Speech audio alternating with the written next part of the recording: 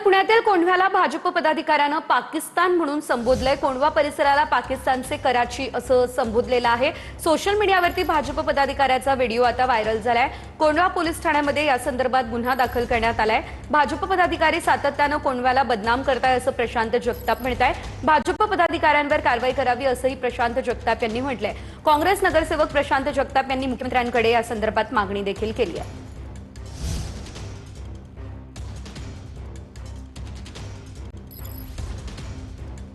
विकृत मंडळी सातत्याने या परिसराला टार्गेट करण्याचा, बदनाम करण्याचा प्रयत्न करतात।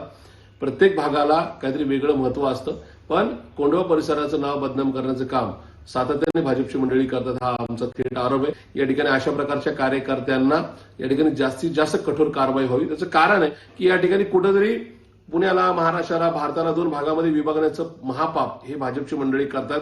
त्यांची विकृत इच्छा आहे की या ठिकाणी जातीच्या, धर्माच्या नावाने वेगळं राष्ट्र निर्माण हो।